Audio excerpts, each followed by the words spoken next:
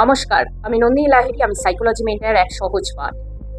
আজ যে বিষয়টি নিয়ে আলোচনা করব সেটি হলো WBCS এক্সামের জন্য যারা প্রিপারেশন নিচ্ছ তাদের উদ্দেশ্যে বলা, শুধুমাত্র মুখস্থ করে চলাই কিন্তু এই পরীক্ষায় ভালো রেজাল্ট এনে দিতে পারবে না।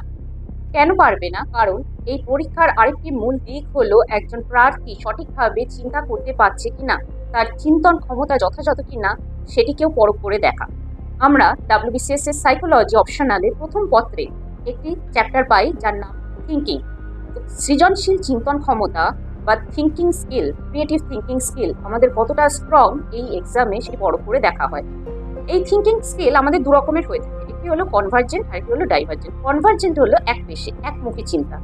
এটি কার্যকরী হয় সাধারণত প্রিলিমিনারি এক্সামে, যেখানে MCQ জাতীয় প্রশ্ন আসে, সেখানে একটি টিক দেওয়া, তার অন্যথা হবে না। কিন্তু স্পেশালি ডাইভার্জেন্ট থিঙ্কিং স্কিলকে গুরুত্ব দেওয়া হয় মেন্স এক্সামে। এখানে এমন কিছু প্রশ্ন অনেক সময় ঘুরিয়ে আসে যে প্রশ্নটা দেখে মনে হচ্ছে এই প্রশ্নটা আমি জানি, কোন চ্যাপ্টার থেকে এসেছে তাও জানি, কিন্তু এমনভাবে ঘুরিয়ে এটিকে প্রেজেন্ট করা হয়েছে যে আমি কি লিখবো বুঝতে পারছি না। সেখানেই থাকে আসল খেলা। একজন ডাইভার্জেন্ট থিঙ্কিং স্কিলের মানুষ, সে নানান রকম ভাবে চিন্তা করতে শেখে, বহুমুখী চিন্তন ক্ষমতা তার মধ্যে রয়েছে। সে একপেশে চিন্তনের জায়গা থেকে কনক্লুশনে জাম্প করে না।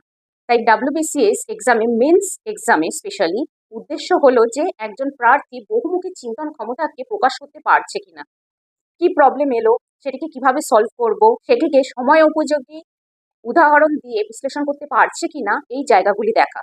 তো মেন্সে উত্তীর্ণ হতে গেলে একজন প্রার্থীকে বহুমুখী চিন্তন ক্ষমতাকে বারবার প্র্যাকটিসের মাধ্যমে স্কিল করতে হবে। এখন প্রশ্ন হলো সে কিভাবে এটি করবে।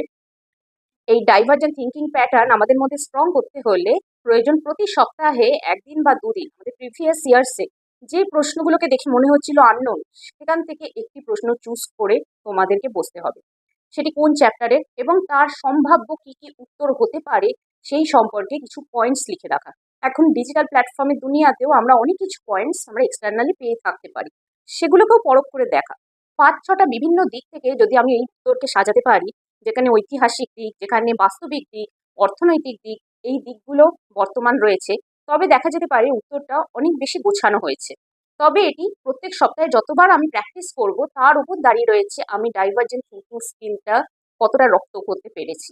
না হলে অনেক সময় অনেক ক্ষেত্রে আমাদের মেন্স এক্সামে কিছু প্রশ্ন ঘুরিয়ে এলেই আমরা পাজল হয়ে যাই, নার্ভাস হয়ে যাই, লিখতে পারি না, এবং তার ফলস্বরূপ অন্য প্রশ্নের উপরও তার প্রেশার পড়ে যায়। একবার ডাইভার্জেন্ট থিঙ্কিং স্কিল স্ট্রং হয়ে গেলে সেটি আমাকে ইন্টারভিউতেও হেল্প করবে এবং ভালোভাবে WBCS এক্সাম উত্তীর্ণ হতে সহায়তা করবে।